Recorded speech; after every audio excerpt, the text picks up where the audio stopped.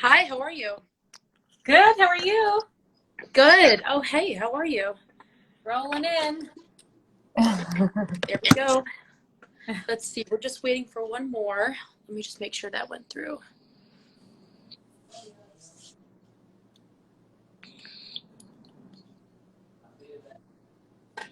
How are you both doing today? So good. Great. Yeah, excited to be here. Awesome.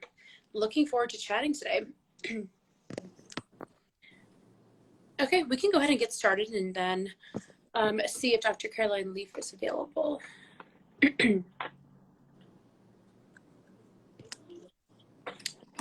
Okay. So, hey everyone, and welcome to the Biohacking panel, The Rise of Women in Biohacking, How to Hack Your Health with Scientifically Proven Methods. My name is Michelle Darian, and I'm a nutrition scientist and a registered dietitian at InsideTracker, and I'm your moderator for today. Today, we're discussing the role of women in biohacking and how to hack your health with science using InsideTracker. I'm joined right now by two of our fabulous panelists, Lauren Sambataro and Brittany Ford. Thank you all so much for being here today. So let's see. I'll start by going ahead and introducing our one of our panelists, and then asking them the first question. We'll have all of our panelists answer that question, and then I'll move on to the introduction for the next panelist. We can go ahead and get started. Okay. So Lauren Sambataro is a functional diagnostic nutrition practitioner, Czech practitioner, and holistic lifestyle coach, and producer and co-host of the Biohacker Babes podcast. She has been educating and empowering others in the fitness and nutrition industry since 2006, using techniques and modalities to support biochemical individuality and personal health intuition. An avid biohacker herself, Lauren loves to learn through N-of-1 experimentation, data quantification, and lab testing. Lauren is also a certified animal flow instructor and mobility coach, NewFit rehab practitioner, NASM certified personal trainer, pre and postnatal specialist, kettlebell concepts teacher, and open fit trainer on the MyX Fitness platform. Thanks so much for being here. The first question is, yeah, of course. The first question is, what does biohacking mean to you, and why do you identify with biohacking? Oh, the big question. It looks like Dr. Caroline is here. I'm not sure if you saw her. Awesome. Let me see if I can. It's just such a vague term. I think it really can mean whatever you want it to mean. I have my own definition, and I will share that. But I just think it's really interesting. Hi, how are you? Hi, peace to meet you all. Nice to meet you again. We're talking about biohacking. I heard, yes, I was joining I was shot straight out of one meeting into this, so I heard the beginning of it, so got it all. Yes. So to me, I think biohacking is sort of, if we look at the word hack, I think it's like a disruption in a pattern. So we all are conditioned to live a certain way. We have our patterns, our functions and dysfunctions. And biohacking can be a way to, I think, disrupt those patterns and to reset so we can tap into our optimal potential. I think a huge part of that, I mean, we know that we can use quantification. There's so many different tools and modalities from fancy machines and trackers that, to me, a big part of the biohacking is being able to tap into our own intuition, because without these tools and trackers, it really just becomes like outside of ourselves, and biohacking has to come from within. We have to be making it personalized, and the N-of-1 is a really great way to do that, but we can't just like check our Oura ring score in the morning, read our lab tests. Like, we have to come back, we have to reflect and check in with our own bodies and how we're feeling. So I think it's really, to me, biohacking is a mixture of using the data and then reflecting back to make sure that it coincides with how we're feeling, and that it feels right in our body, in our energetic and mental and spiritual body. That's awesome. Anything that either Dr. Leaf or Brittany would like to add? Yeah, well, the mind portion is massive, because as you were saying, the patterns. So my work is mind-brain research and the whole how thoughts form and everything. So as we going through any experience, we're building that into our brain, and we build these thoughts, and sometimes they aren't the best thoughts, and those thoughts then drive our lifestyles. And people are dying 8 to 25 years younger from preventable lifestyle issues, which are coming basically from first cause, which is mind. So if we are dead, our minds are working, but if we're alive, our mind's working, but our minds aren't always working in the right way. So I see biohacking as making sure that you deal with the primary cause first, which is how are you managing your mind, to manage those trauma, to manage those thoughts, to manage your patterns, because you can go and have a great biohack and be going, doing your workout, doing whatever plan it is that you're doing. But if your mind is not being managed, the benefits, for example, of the great nutrition is you can lose up to 86% of that nutrition just because you are not managing your mind first. So I would always say biohack number one is you have to do mind management, and then you add all the tools and the techniques to that to actually make them work effectively. Awesome. Yeah, I just want to echo what both of you are saying. I definitely agree. I think there's a balance between data and intuition. And we can even see this like when using something as simple as like Oura Ring for like tracking your sleep. You wake up in the morning and it says that you should feel a certain way and super energized, but you tune into yourself and you actually don't feel that, then you kind of have to decide how you're going to act that day and what you're going to do and how you're going to work out. So I think there is a balance between both of them. And I also think Dr. Caroline's totally right in terms of taking it a step back and starting with the mind, starting with the thoughts, rather than maybe just the symptoms that we're dealing with in the day, just like taking a step back. Yeah, I think it's such an important point and often overlooked. So definitely agree. All right, so I'm going to go ahead and introduce Dr. Caroline Leaf, and then I'll ask her the next question. So Dr. Caroline Leaf is a communication pathologist and cognitive neuroscientist with a master's and PhD in communication pathology. Since the early 1980s, she has researched the mind-brain connection, the nature of mental health, and the formation of memory. She was one of the first in her field to study how the brain can change with directed mind input. Dr. Leaf is also a best-selling author and a teacher to various audiences around the world. Her work includes training physicians worldwide on the mind, brain, and body connection, mental health, and how to avoid physician burnout. Dr. Leaf is also conducting numerous clinical trials, all with the goal of making mental health care more affordable, applicable, and accessible worldwide. Dr. Leaf, what inspired you to try biohacking? Well, as I see biohacking as a term that is used for trying to make our lives more efficient. And it starts with the fact that it starts with mind as primary cause. So for me, as I said, the biggest biohack is if we don't understand our mind and we don't understand how we're thinking and feeling and choosing, and if we don't understand the messiness that our minds can cause in our brains and our bodies, and therefore in our lifestyles, and therefore in our life, then you can have all the biohacking tricks in the world that you want, but they're not actually going to work. They're not going to be sustainable. So it goes to the point of what all of us have been saying, and that is that you can have all these tools in place, but if you don't, and you can use them to create awareness, because they're phenomenal for creating awareness. I mean, you can get all your all your levels and the blood and your sleep tracking. You can track. I mean, there's just so many phenomenal ways, and you do such a great job with it with levels. But that awareness is not enough. And I've shown with my research that if you're aware but you don't manage that awareness, then you're going to get worse.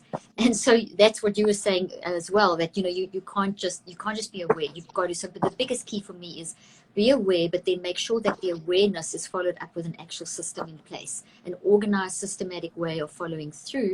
And in that process, it's extremely important to be very kind to yourself, because there's so much out there on, oh gosh, I should be doing that, and I'm doing those 5 things, but I'm not doing as well as that influencer and that one on Instagram. We've got to be very, very appreciative of the uniqueness of each of us, and the uniqueness of there is no cookie cutter approach to anything. So you can't treat biohacking as, okay, if I do this, then this is going to be the result, because it won't. It's going to be driven by how you are, what your mindset is. I mean, you can really have the best biohacks, and if you are aware but you're not managing that process, it's just not going to work for you. It's just going to create a lot of guilt and even condemnation and even frustration, and you can just maybe dump the whole lot, and then you don't get the benefits. So it's really important to be very kind, gentle, etc. And that's how I would see that. Yeah, I think you raised a good point, and that was something I learned in your book too. I think we all know about the importance of sleep, but when you stress out about not getting enough sleep because you know how important it is, then it kind of just like leads to that whole cascade. And I thought Exactly. to your point, it's like so important to know what to do and to try to do it, but you can't be too hard on yourself as well. Exactly. Yeah. All right. How about Brittany and Lauren? What inspired you to try biohacking? Do you want to go first? Or I can go? Go ahead. Yeah. Oh my goodness. I feel like I was biohacking before biohacking was a term. Like, I don't even know what I used to call it, but I was just trying to be like super healthy. Um, and then I kind of just fell in love with the idea of biohacking in terms of the holistic approach of it, and like not just looking at nutrition or not just looking at fitness, but kind of looking at everything that makes you you and optimizing that. And when I started reading the books on it and understanding it and then applying it to my own life and seeing the like physically, mentally, even with like my menstrual cycle, which we can talk about with female biohacking, like it was just profound. And I was just really, really impressed with this 360 idea of changing your health and changing you to be healthier. And I kind of got addicted. And so here I am later, a few years later. That's awesome. It's a great addiction. Yeah. A healthy one. Good one. Yeah, Yeah. definitely. So I blame my dad for getting me into biohacking. He was doing some like crazy stuff when my sister and I were kids. He had PEMF mats all over the living room, and he was using like low level lasers. This is like early 90s. And of course, as a kid, I'm like, you're so weird. What are you doing? But I think it kind of digested somewhere in my body, and I found my way eventually. But I feel like my first real experience with biohacking, and I'm sure people could say that's not biohacking, but I was a vegetarian for 7 years, and I found myself getting sick all the time. I was getting injured. I had like no energy. I was just not the best version of myself. And I, for various reasons, started to try meat again. I like just came back to life. I was like, whoa, food can really impact your physiology. And maybe this is not right for everyone else, but it's right for me. And that was really important, because the personalization, I think, is like one of the biggest parts of biohacking. Like, what works for you? And I was just Googling. Actually, I don't know if we had Google then, but reading magazine articles and listening to what worked for other people, and that didn't work for me. I felt terrible. And so that was my, I guess, foray into biohacking. It's like, okay, there's another way. And if I keep questioning, then I will get closer and closer to the answers. Yeah, it's such a great point. It goes back to the N of 1 experimentation, where what works for you and someone else can be completely different. But it's like, but that's the whole point of biohacking, is that you have to try it and see how you feel. Yeah. Awesome. Okay, I'll go ahead and introduce Brittany. So after struggling with her health for years, Brittany discovered holistic healing modalities to support her body. Over the past 11 years, she's worked with naturopaths and doctors in clinics. Brittany is a registered holistic nutritionist with a strong passion for helping others through consulting with clients, working with health companies, and creating high-value content via social media channels and her podcast, Biohacking with Brittany. Brittany was voted top 27 holistic nutritionist to follow in 2020, top 15 biohacking podcasts in both 2019 and 2020, and was a nominee for KSNN's Daniel Pearl Trailblazer Award in 2020. So Brittany, what is your primary goal with biohacking? What are you aiming to achieve? Oh my gosh, this is such a good question. I think like the overarching goal is just like optimal health, I guess. And I like, it's such a generic answer, but I really just want to be the healthiest version of myself. But I've also had to learn that that doesn't equal perfection, right? So there's like a difference between how can I be healthier and like accepting where I get, and not like chasing the idea of like perfect stats or perfect data or a perfect body or whatever. So for me, that's a big like thing that I need to distinguish. But specifically, it changes. So like when I first started biohacking, I focused on sleep for quite a while because I was having a lot of sleep issues. And I didn't even really know that my sleep was that bad until I started biohacking and realizing that it could be better. And like people actually slept through the night and didn't wake up and like fell asleep within 10 minutes. I was like, what do you mean? Like it takes me 2 hours to fall asleep. And like, I had no idea. You just don't know. Start researching and learning. So for a while I was focusing on sleep, and then I figured that out. And I think in the last like year and a half with the pandemic, it's been a lot of like mental health and stress for me. So yeah, I think my goals with biohacking changes as I change and as I grow. And I think that's totally normal and natural. Definitely. Yeah. Great. How about you, Lauren? I biohack to get out of my own way. I feel like my purpose on earth is to help empower and educate others, and I can't do that unless I am optimized myself. And that doesn't mean that I am healed or, you know, that I won't keep growing. But with biohacking, I can really make health more efficient and therefore get out of my way so then I can help heal others. So that's just part of the process, like learning and then learning better ways to help other people, so that I'm not dealing with my own shit day to day. Because we can get so consumed like with our own trauma and our own problems, and then it's like me. And I think sometimes biohacking really can do that even more. Like it pushes us into a corner, away from community, away from loved ones, and then what's the point? Like we are interdependent, and if we're gonna just be in our own room, like why are we here? So yeah, I try to optimize so that I don't have to think about it. So I mean, I'm always going to think about it, but hopefully we get a little better and better so that I can then step forward and help other people. Yeah, Sorry, go ahead. Sorry, I didn't mean to interrupt you. No, I Okay. love what you both said. I love what's being said here. And I think that's so, as you were speaking, it made me think of the research that shows that we actually have like 200 specializations in our brain that are unique to each of us. So that's over and above the fact that we have, you know, the different parts, two sides of our brain and the different quadrants and all that kind of thing.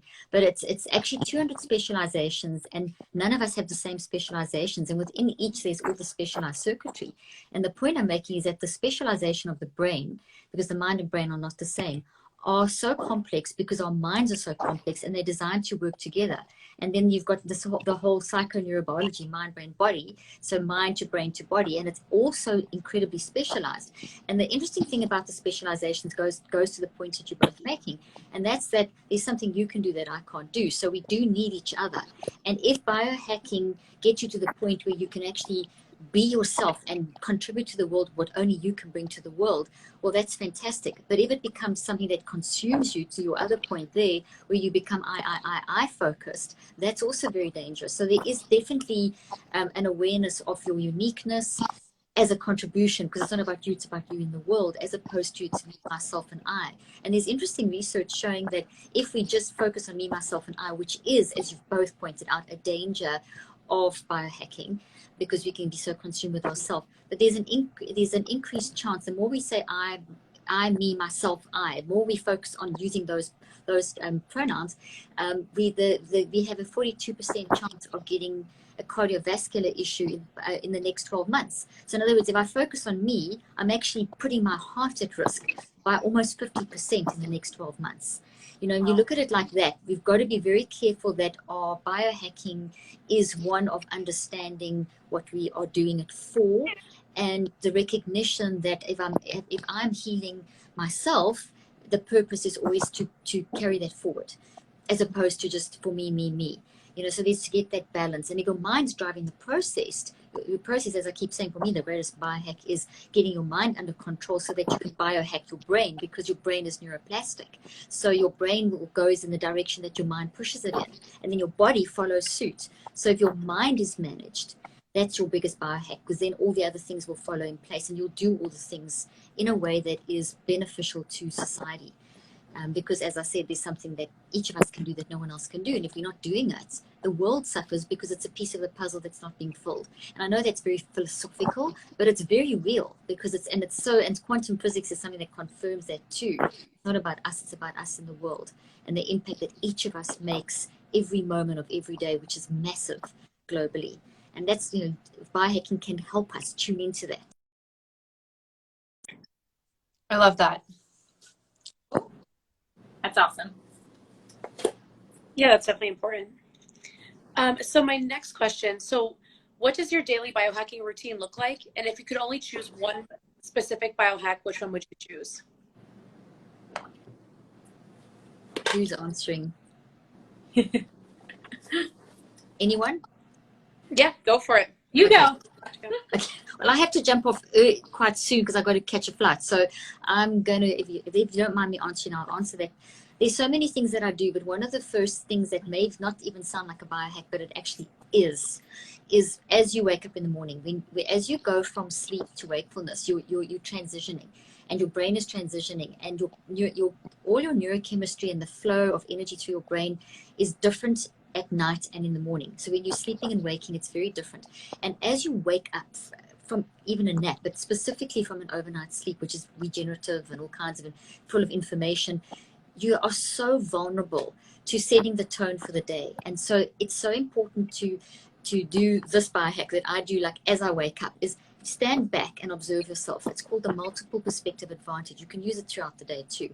But first thing in the morning, as you open your eyes, stand back, observe yourself as though you were watching yourself, and look at yourself. What is my facial expression as I'm waking up? Besides tiredness, am I waking up in a mood? Am I waking up complaining? Am I waking up, filled with energy? Am I waking up aching all over? What is the mental and physical state that I'm in at that moment? What is the first words that come out of my mouth? So for example, if you're complaining, which I used to do, I used to wake up like, oh, I've got so much to do. And that is brain damaging. It's actually damaging your brain. And so that's basically setting the tone for the day, setting your brain into a neural state that's damaged already. And then it just neurochemistry and everything. So your neurophysiology is in a really bad state. So your mind's driving that. So if you can catch that very quickly, you can set the tone for the day. And it's phenomenal what a difference that makes. I mean, you really set up a resilience. It's literally like taking out insurance. I talk a lot about, I'm writing a new book about thought insurance. This is one of the hacks that I'm putting in, is this transition from sleep to wakefulness. So that's something I find super helpful. Yes, so kind of waking up on the right side of the bed. It is. And there's a whole science to it. I mean, there's a bunch Right. of things there's a whole bunch of things that you can do in that honestly, that transition state. If you just stand back and observe yourself, it is phenomenal how you can catch and you can shift immediately. Just remember, anything that's toxic is damaging your brain. And that's the worst thing you can do. So then you've got to spend the day biohacking to try and undo the damage, and eating the right food. And why is it not working? Because your mind's still a mess, because you started off the day like that. So it's just to get those ducks in a row first thing in the morning. I love that. I love that so much. How about you, Brittany? Is there a single biohack that you make sure that you do every single day? Kind of going off of this theme, I was thinking about what happens actually when you go to sleep as well in terms of thoughts. So good. So I used to do, mind racing to-do lists, like this whole thing before going to sleep.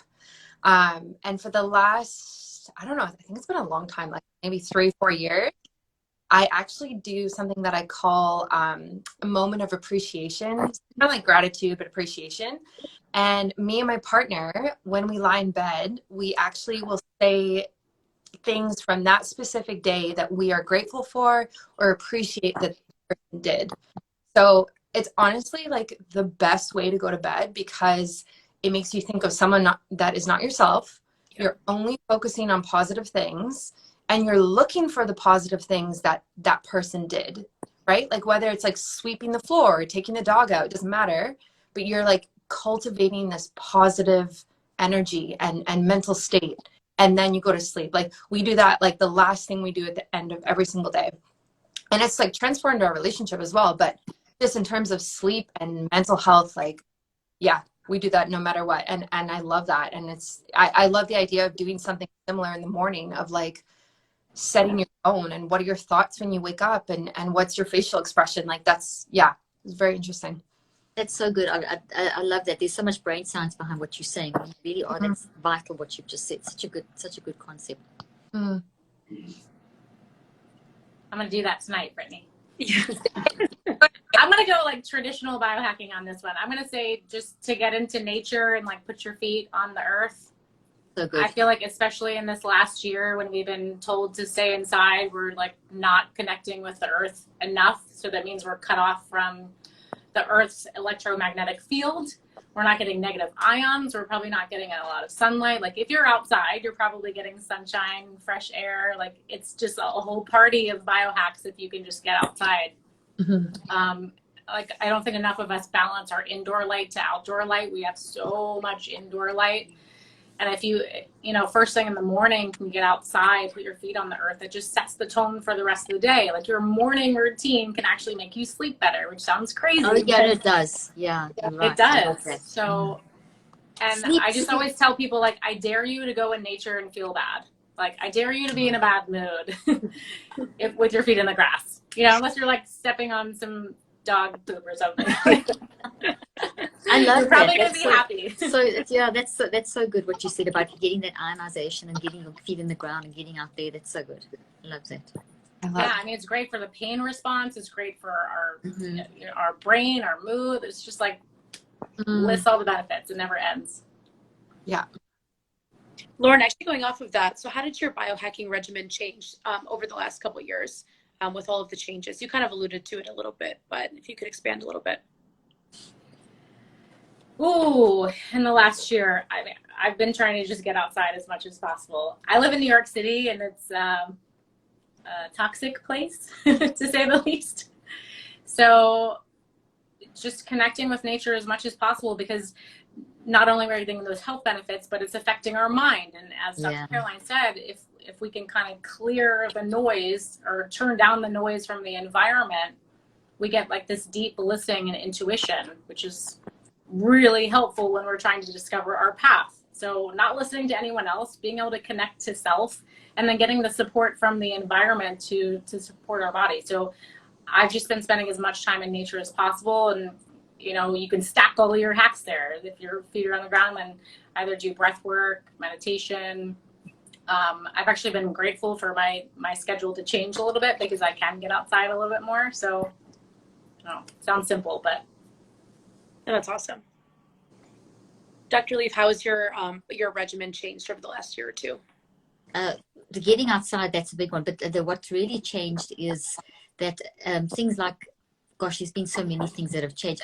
Liz, the consistency has been in the mind stuff. I mean, I've got more to use the word anal about it, because the more research I do, the more I realize that self-regulation is something you can do every 10 seconds. So probably what has happened has changed a lot over the last years. As I've been analyzing and doing more clinical trials, I've come to a deeper realization that if we can neuroscientifically be able to consciously control how we are thinking, feeling, and choosing and functioning every 10 seconds, that means we can train ourselves to literally constantly be self-regulating. And that's not exhausting, it's actually empowering and energizing, because you are catching a toxic reaction or a pattern or a thing that's like, I'm being inside too long, or I've woken up complaining. You catch them, or I've just got irritated with your partner, or you've just got mad at a text, or you've just overreacted to some comment on social media. You can catch those things, which can steal so much of your mental energy, which your conscious mind and your brain get really tired really quickly.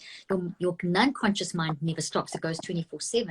And if we don't self-regulate, we're going to get to the point where we hit those exhaustion levels.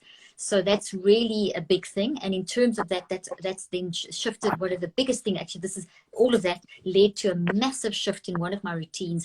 And that was prioritizing, and this is something I know we all talk about, but it really not prioritizing work, but actually prioritizing rest as a piece of my day, as opposed to, oh, well, I'll just rest whenever. But really making it, this is the time I will stop, and this is the time I will do this, and I will do these things, and forcing myself to go watch that, Schitt's Creek or something stupid like that, which is just switches you off, that's like hilarious, is so healthy for your brain. And that's really become a massive biohack for me, just to, prioritize the rest time and the leisure time. That's a really good point. Yeah, I love it. I think mine's kind of similar as well to like what was previously said. I think, over the last year and year and a half, I've really had to work on creating balance. Whereas like pre-pandemic, I think I just naturally had more balance. Like I saw my friends and I saw my family and I traveled and I did all of these things, and life was very like full and rich. And then I went through this phase of like pandemic hit, and then just overworking and overstimulated all the time, like phone, computer, TV, like all day, every day, because my whole business is online. And it really, really forced me to prioritize getting into nature and like educating myself on EMF and radiation and like it just forced me to do things that I probably have taken as seriously before this. So now I'm very much aware of like how much time I spend outside each day.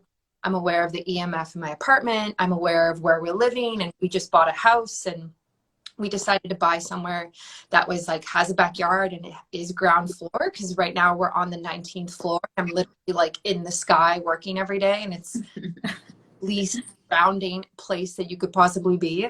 So it's shifted my thinking to be very balanced, more balanced. And it's tough, but yeah, it's working. So.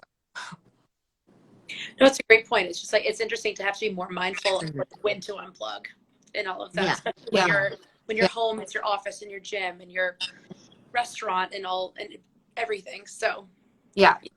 And also, we've been wearing the badge of honor. The busier you are, that's the badge of honor. Meanwhile, that's just not what life is about. And everyone's come to that realization. Well, not everyone, I shouldn't say that word, but basically there's been a massive realization over the pandemic of, I'm sure you've seen this on social media. People are really talking about, hey, let's have these, let's have delineation between work and leisure, et cetera, et cetera. And I think that's, there's so much deep thinking that's changed. There's been so many great things that have come out of the pandemic in terms of that kind of thing, how we actually are running our lives. And that really encourages me, because if you look at the statistics, people are dying 8 to 25 years younger, as I mentioned, from preventable lifestyle diseases. And this was already picked up in 96. And it's been studied for all these years, and it's confirmed. And people aren't talking about this much. And it's coming from how we are basically biohacking, basically how we're managing our mind and how we're managing all those little things, sleep, wakefulness, the getting out in nature, all taking time to build leisure in. And if we don't do that, we're going to crash. And we're feeling it. We've had a chance to see that this is not what we've been doing.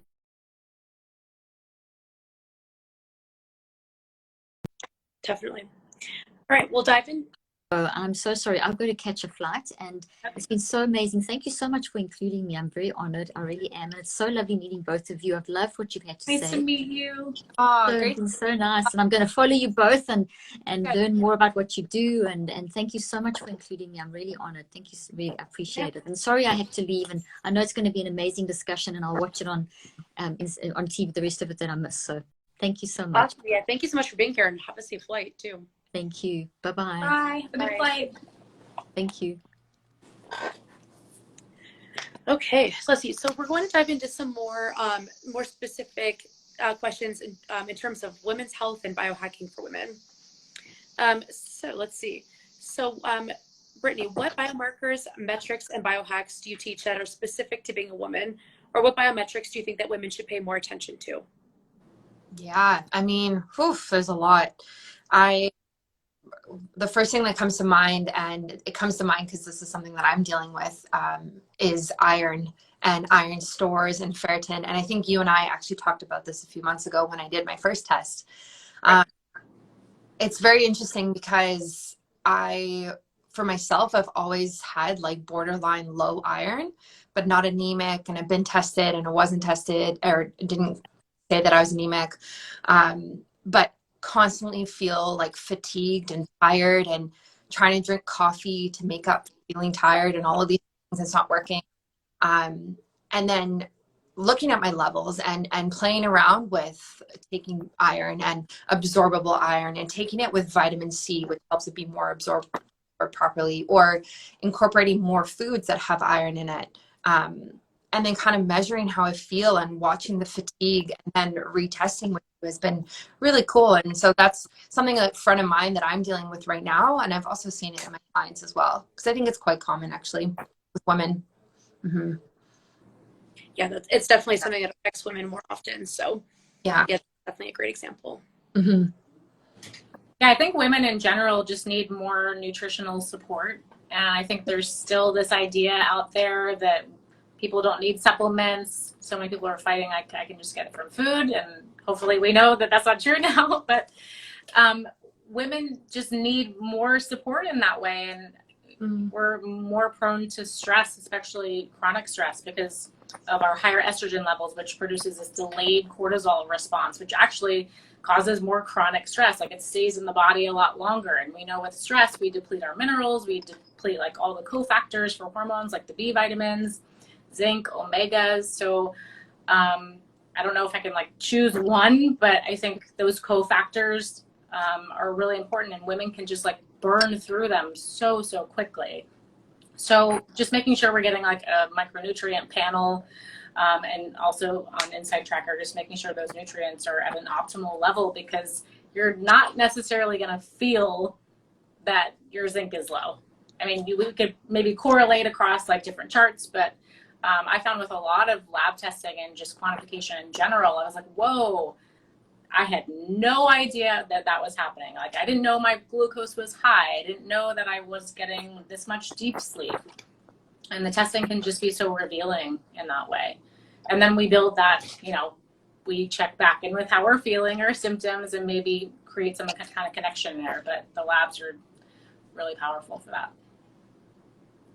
Yeah, it's such a great point, and that's something that we talk about so much at InsideTracker too. It's so important to be able to not only like incorporate all these healthy lifestyle choices and things like that, but also being able to quantify it, and not only like thinking about how we feel, but also being able to quantify those changes over time too. It's something that is so important. So yeah, we change all the time. So like, we can't just do a lab test once, because we're dynamic beings. We're constantly like, this body that we're in is changing as we speak. So you have to keep questioning, you have to keep testing, which is, you know, it's a little bit of work.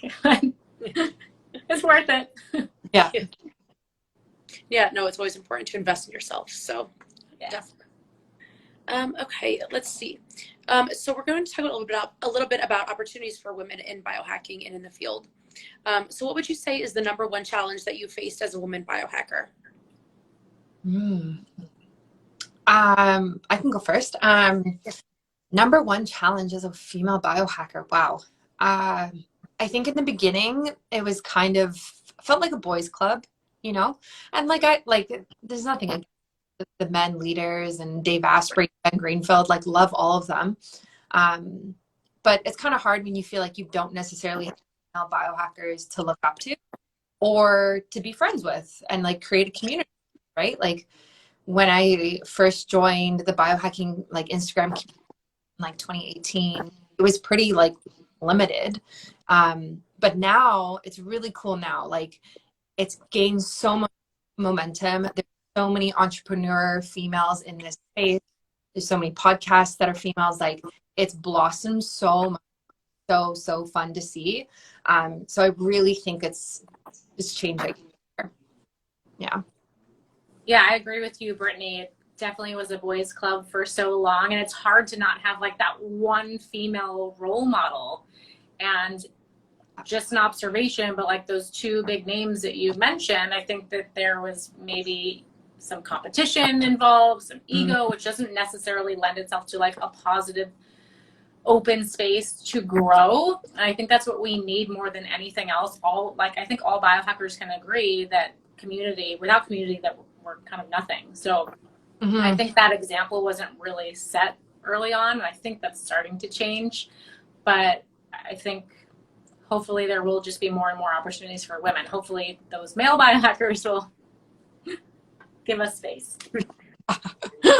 Well, it's so awesome that like the women biohackers that are coming into the field now have such great role models to be able to look up to, like you both. So I think representation is super important. So I think that's really great.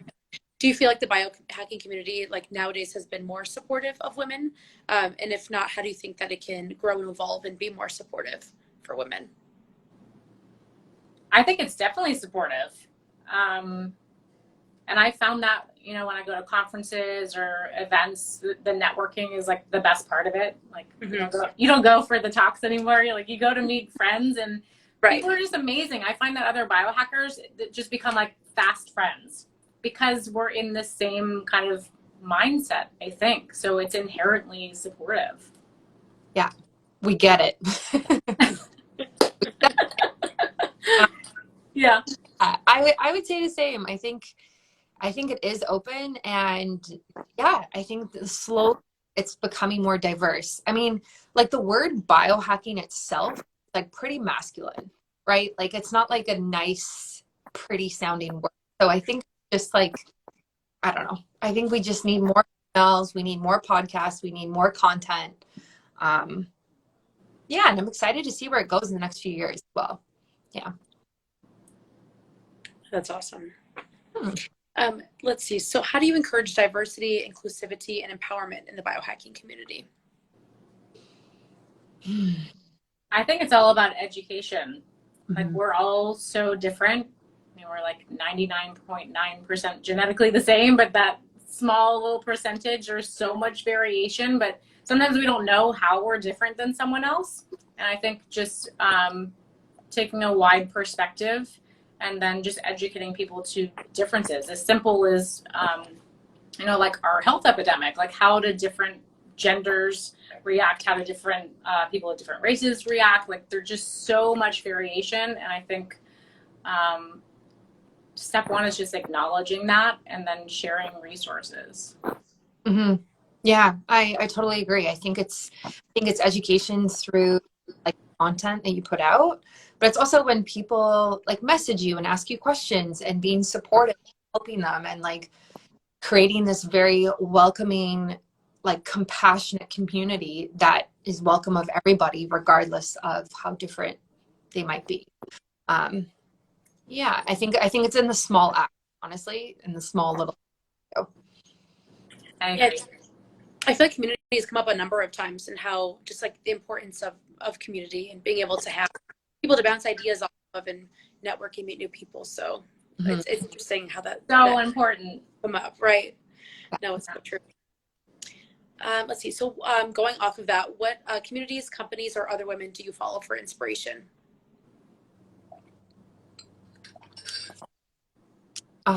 You want to go first? I don't have a clear answer.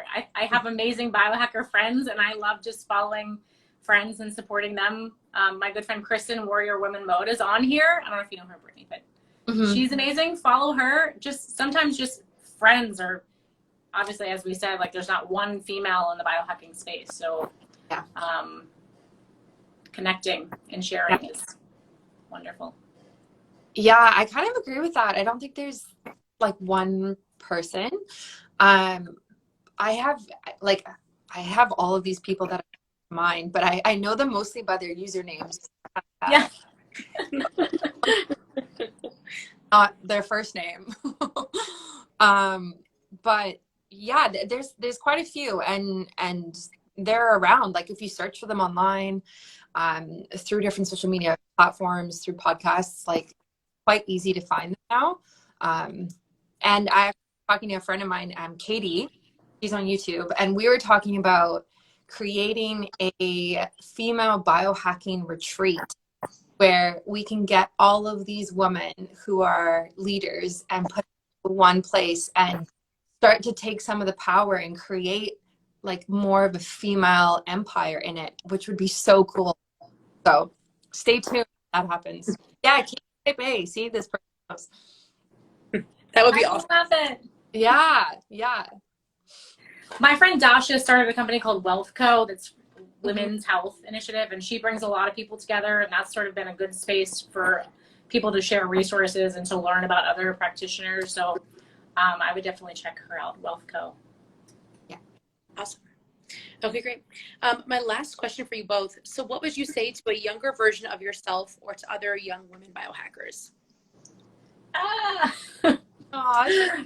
So much. Go ahead, Brittany. What I say to you, a younger biohacker, a younger self. Oh my gosh. I would say be more compassionate with yourself and with your health journey. I mean, it might be super cheesy, but I remember in the beginning just like wanting to fix things so and wanting to feel better and not have the symptoms I was having, and like quick results, right? Take this supplement and it's going to fix this one thing, whatever. And I wish that I knew back then how long it was actually going to take to heal, and that it's a journey. Like it's your whole life. Your health goes up and goes down, and just having compassion for myself, or for some young biohacker listening, like if you're dealing with health issues, know that it takes time, journey, and it's a beautiful journey. You just got to learn to love it as well. Yeah. Yeah, that's I great. would say to never discount the mind-body connection or the mind-body-spirit connection. I think health or medicine in general, especially in this country, is very reductionistic. It's very, isolated. We zoom in on one thing and we forget that everything is connected. Even if we say we believe that, we forget when we come up against a challenge or a problem that we're trying to solve. And we think that like this one device, this one supplement is going to fix everything. But sometimes we just have to like find some quiet and stillness and zoom out, because the body communicates so much to us. Like traumas get stuck in our tissues. We know this. Like if you have an emotional or psychological stressor, like it's going to go somewhere in your body if you're not dealing with it. So just for example, like if you're having some kind of pain, maybe just run into your massage therapist or acupuncturist every week and having them hammer out your shoulder is maybe not the solution. Like what emotions could potentially be stored there? What organ is close to that area? What's happening like with your chakra system? It's all connected. And I think sometimes we all have the best intentions, but we all, get narrow-minded sometimes and forget that there's always like a zoom out, and then there's another zoom out, and there's another zoom out. So you just have to like keep stepping back, I think. Mm-hmm. That's so important. Yeah, being able to see everything kind of like is like the bigger picture is definitely important. It's so hard like with the day-to-day when you're so hard down into the specific details, but it's such a great point to be able to take. Yeah, we just want answers. We want answers so badly, and then we find an answer. We're like, that's it, and then we just like stop. Yeah. But it may be just like a part of the answer. That's such a great point. Well, I would like to thank you both so much for joining us and for this awesome conversation. I think it's so important to be able to elevate voices of female biohackers, especially in this community. So thank you both so much for being here. Thank you. I'm wondering if you both, so where can anybody who's listening today find you both on social media or anywhere podcast wise? Maybe we could just type it in at the bottom, but my Instagram is Lauren_Sambataro. And my podcast, which is the Biohacker Babes, I run with my sister Renee. It's Biohacker_Babes. I'll put it in the chat. Awesome. So Biohacking Brittany, and my podcast is Biohacking with Brittany. Pretty simple. Yeah. And I can put it in the chat too, actually. Awesome. Yeah, that would be great for anybody who's listening. Okay, well, thank you both so much again. For anyone who's listening, if you wanted to try InsideTracker, we would like to offer you 25% off all of InsideTracker plans, plus a free InnerAge to begin your biohacking journey with the code WomenBiohackers at checkout. Thank you guys both again. It was a great conversation. Thank you so much. So fun. I hope you guys both get out into nature tonight and be able to enjoy. Yes. To everyone. Oh, thanks, All right, have a good one. Bye. Bye.